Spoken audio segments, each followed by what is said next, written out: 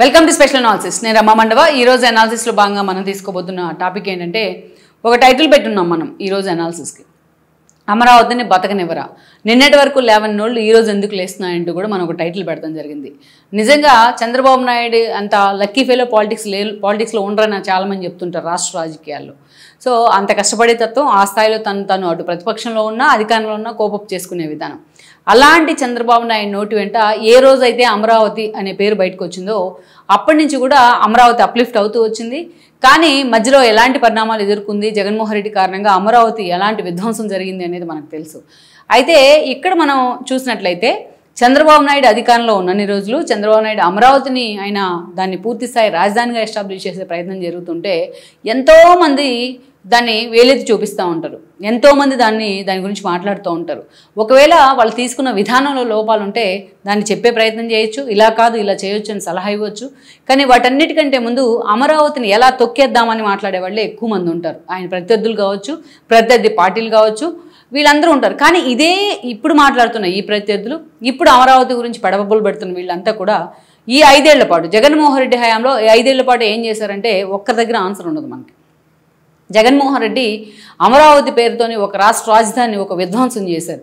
అమరావతి పేరుతోని ఎంతోమంది మహిళలు చావులకు కారణమయ్యారు, ఎంతోమంది రైతులు చావులకు కారణమయ్యారు. అమరావతి పేరుతోని ఎంతోమంది మహిళల మీద కేసులు పెడతానికి కూడా కారణమయ్యారు.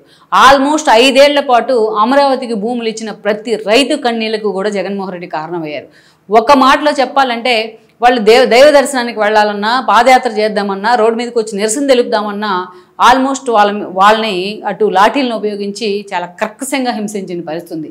ఏకంగా టీడీపీ ఎంపీ అయిన గల్లా జయదేవ్ మీద దాడి చేసిన సిచ్యువేషన్ ఉంది. అలా ప్రతి నిత్యం కూడా అమరావతికి ఎప్పుడైతే వాళ్ళు భూములు ఇచ్చే ప్రయత్నం చేశారో అదే వాళ్ళ పాలిటీ శాపంగా మార్చారు జగన్మోహన్ రెడ్డి. ఇదే జగన్మోహన్ రెడ్డి అమరావతిని ఎన్నో తప్పులు చేశారని అమరావతి కేంద్రంగా మనం ఎన్నోసార్లు చెప్పుకున్నాం. 2014లో చంద్రబాబు నాయుడు సీఎం అయిన తర్వాత అంతకుముందే శ్రీకృష్ణ కమిషన్ రిపోర్ట్స్ కూడా ఉన్నాయి రాజధానికి సంబంధించి. ఈ క్రమంలోనే అమరావతిని పూర్తి స్థాయిలో కోపప్ చేయాలి, అమరావతిని రాజధానిగా నిర్ణయించారు ఆయన. 33,000 ఎకరాలకు భూమి, ఆ రోజున పంటలు పండే భూమిని చంద్రబాబు నాయుడు పేరు చూసి, ఆయన మీద ఉన్న నిబద్ధత చూసి ఆ రోజు ఒక్క లాఠీ కూడా విరగకుండా, ఒక్క రక్త బొట్టు కూడా చెందకుండా అంత ల్యాండ్ పూలింగ్ జరిగింది. అంత స్వచ్ఛందంగా రైతులు ముందుకు వచ్చి అమరావతి కోసం తమ పంట పొలాలను ఇచ్చేశారు. జగన్మోహన్ రెడ్డి కూడా ఆ రోజు ఎప్పుడైతే సిఆర్డీఏ చట్టాన్ని చేసి దాన్ని ఆమోదించే ప్రయత్నంలో అసెంబ్లీలో ప్రతిపక్ష నేతగా ఉండి ఆయన కూడా దాన్ని యాక్సెప్ట్ చేశారు. మేము ఇంకా ఎక్కువ ఉంటే బాగుంటుంది భూమి రాజధానికి, అయినా సరే దీన్ని మేము యాక్సెప్ట్ చేస్తున్నామంటూ వెల్కమ్ చేశారు. చేసిన దగ్గర నుంచి ఒక కంటితో చేశారు, ఇంకొక కంటితో మాత్రం కేసులు వేపిస్తూ వచ్చారు. ఆళ్ళ రామకృష్ణారెడ్డి లాంటి వాళ్ళని, పొన్నవోలు సుధాకర్ రెడ్డి లాంటి వాళ్ళని అడ్డు పెట్టుకుని దాదాపు అమరావతి మీద ఒక 100 కేసులకు పైగా వేశారు జగన్మోహన్ రెడ్డి. అంటే అతిశయోక్తి కాదు. అలా అమరావతి మీద పైకి కనిపించకుండానే ఆయన పూర్తి స్థాయిలో విధ్వంసాన్ని అయితే చూపిస్తూ వచ్చారు. అమరావతి శంకుస్థాపన కార్యక్రమానికి అటు మోడీ ఇటు కేసీఆర్తో పాటు జగన్మోహన్ రెడ్డిని కూడా ఆ రోజు ఆహ్వానిస్తే జగన్మోహన్ రెడ్డి దానికి గైర్హాజరయ్యారు. కనీసం దానికి వివరణ కూడా ఇవ్వలేదు ఆయన. దెన్ 151 సీట్లతోని జగన్మోహన్ రెడ్డి అధికారంలోకి వచ్చారు. టీడీపీ ఆ స్థాయిలో అమరావతి మీద ఫోకస్ పెట్టిన అమరావతి ప్రాంతంలో సీట్లు కూడా టీడీపీ గెలుచుకోలేకపోయింది. లైక్ తాడికొండ కానీ, మంగళగిరి కానీ, ఇలాంటివన్నీ కూడా. సో అప్పటి నుంచి కూడా ఎప్పుడైతే జగన్మోహన్ రెడ్డి అధికారంలోకి వచ్చారో ఆయన విధ్వంస రచన ఏంటంటే, ఫస్ట్గా ప్రజావేదిక కూల్చిన తర్వాత ఆయన తీసుకుంది 3 రాజధానులని. 3 రాజధానుల నిర్ణయం తీసుకుంటే తప్పులేదు, 3 ప్రాంతాలను అభివృద్ధి చేయాలంటే తప్పులేదు. కానీ జగన్మోహన్ రెడ్డి ఆ పేరుతోని అమరావతిని విధ్వంసం చేసే ప్రయత్నం, దారుణంగా దాన్ని తొక్కేసే ప్రయత్నం చేశారు. ఎంత తొక్కితే అక్కడ రైతులు అంత పైకి లేచారు, అంత పూర్తి స్థాయిలో తమని లాఠీలతో కొట్టిన, పోలీసులతో హింసించిన, ఆఖరికి ప్రెగ్నెన్స్ లేడీస్ అని కూడా చూడకుండా వాడిని కడుపులో తనిన ఆ స్థాయిలో వాళ్ళైతే పైకొచ్చి రోడ్డు మీదకి వచ్చి ఎప్పుడు కూడా జగన్మోహన్ రెడ్డికి వ్యతిరేకంగా ధర్నాలు చేస్తూనే వచ్చారు. 5 ఏళ్ల పాటు అక్కడ రైతులు ఏడవని రోజు లేదంటే కూడా మనం చెప్పుకోవచ్చు, రోజు లేదని కూడా. అలాంటి సిచ్యువేషన్ నుంచి అదే రైతులు ఎఫెక్ట్ జగన్మోహన్ రెడ్డి మీద పడింది అనుకోవచ్చు. ఎందుకంటే ఏదైతే ప్రభుత్వం అనేది ఒక రాజ్యం అనుకుంటే రాజు ఎప్పుడు రాజ్యం సుభిక్షంగా ఉండాలనుకోవాలి. రాజ్యంలో ఏ ఒక్కరు కన్నీళ్ళు పెట్టుకున్నా అది రాజ్యం మీద, రాజ్యాధికారంలో ఉన్న వాళ్ళ మీద కూడా ఎఫెక్ట్ పడుతుందని మన పెద్దలు ఎప్పటి నుంచి చెప్తూ ఉంటారు. ఆ కన్నీళ్ళే ఈరోజు జగన్మోహన్ రెడ్డిని అధపాతాలని తొక్కేసాయని మనం అనుకోవచ్చు. జగన్మోహన్ రెడ్డి ఇంత విధ్వంస రచన చేస్తే 5 ఏళ్ల పాటు ఒక్కరు కూడా ఎవరు మాట్లాడలేదు అమరావతిని జగన్మోహన్ రెడ్డి నాశనం చేస్తున్నారని. ఏ టీడీపీ నేతలో, ఏ చంద్రబాబు నాయుడు, ఆయనకు ఒక్కడికే అమరావతి మీద రైట్ ఉన్నట్టు చంద్రబాబు నాయుడిని టార్గెట్ చేశారు, అప్పుడు అలా చేశారు అనేసి. ఈవెన్ స్టార్టింగ్లో పవన్ కళ్యాణ్ లాంటి వాళ్ళు కూడా అమరావతికి వ్యతిరేకంగా రాసిన బుక్స్కి సపోర్ట్ చేస్తూ ఐవైఆర్ కృష్ణారావు కూడా సపోర్ట్ చేయడం జరిగింది అప్పట్లో. బట్ 5 ఏళ్ల పాటు మాత్రం చాలా అరాచకంగా జగన్మోహన్ రెడ్డి పరిపాలన సాగిస్తే ఒక 140 సార్లకు పైగా వైజాగ్ వెళ్తున్నానని చెప్పుంటారు, కానీ వైజాగ్ వెళ్ళంటారు. కర్నూలులో న్యాయ రాజధాని అని ఒక ఇటుకు పెట్టుండ్రు. వైజాగ్ రాజధాని పేరుతో అక్కడ భూములు మొత్తాన్ని కూడా ఎట్పారం అమ్మేస్తే కూడా మాట్లాడిన వాళ్ళు లేరు. అమరావతి రైతులను ఆ స్థాయిలో హింసిస్తే ఇదే ఐవైఆర్ కృష్ణారావు కానీ, ఇదే ఉండవల్లి కానీ, అదేవిధంగా మనం ఇప్పుడు చెప్పుకుంటున్న ఈ సిపిఐ సిపిఎం నేతలు కానీ, లెఫ్ట్ పార్టీస్ కానీ ఎవరు కూడా, ఈ కాంగ్రెస్లో చాలామంది నేతలు వీళ్ళెవరూ కూడా దాన్ని వచ్చి ముందుకు వచ్చి ఖండించిన పరిస్థితి లేదు. కానీ వేరే ఈరోజు చంద్రబాబు నాయుడు అలా సీఎం అయ్యారో లేదో, మళ్ళీ ఆయన అమరావతిని కోపం చేసే ప్రయత్నం చేస్తున్నారు. అమరావతికి కేంద్రం నుంచి నిధులు వచ్చాయి, అమరావతిలో మళ్ళీ పనులు ప్రారంభమయ్యాయి, రోడ్లన్నీ కూడా మళ్ళీ నీట్గా, అంతకుముందు రోడ్లు కూడా ఎత్తుకుపోయిన పరిస్థితి నుంచి ఈ రోడ్లు కూడా నీట్గా కనిపిస్తూ ఉన్నాయి. ఈ రోజున అమరావతిని ప్రపంచ స్థాయి రాజధానిగా చేస్తానంటూ పునర్నిర్మాణం పేరుతో మొన్న మోడీని కూడా పిలిచారు. మోడీ కూడా వచ్చి మరోసారి అమరావతికి తన అండగా నిలబడతానంటూ మాట్లాడారు.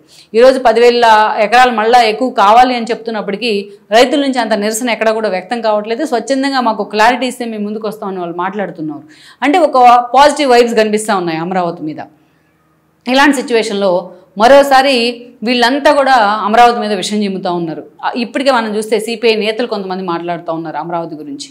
ఇక ఇంకోవైపు చూస్తే కాంగ్రెస్ నేత చింతామోహన్ లాంటి వాళ్ళు అమరావతి మీద అంత ఇన్వెస్ట్ చేయడం అవసరమా అంటూ కూడా ఆయన మాట్లాడుతున్నారు.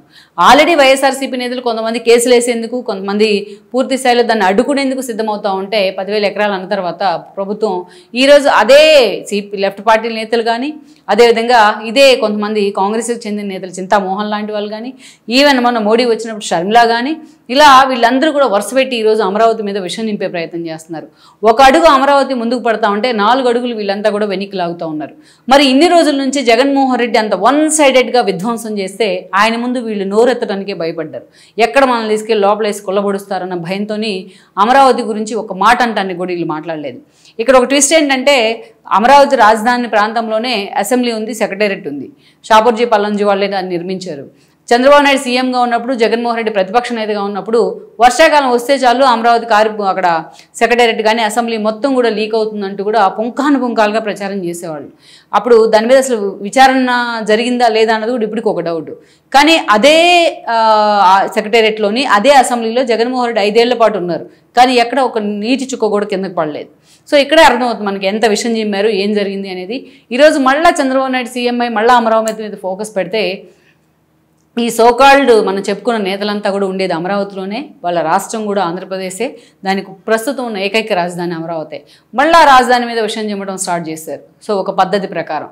సో అప్పుడు లేవని వాళ్ళు ఇప్పుడు ఎందుకు లేస్తున్నా అనేది చాలామందికి అర్థం కాలేదు. ఎందుకంటే ఇక్కడ చంద్రబాబు నాయుడు కొన్ని ఎథిక్స్ ఫాలో అవుతారు కాబట్టి, జగన్మోహన్ రెడ్డి ఎథిక్స్ ఫాలో అవ్వరు కాబట్టి.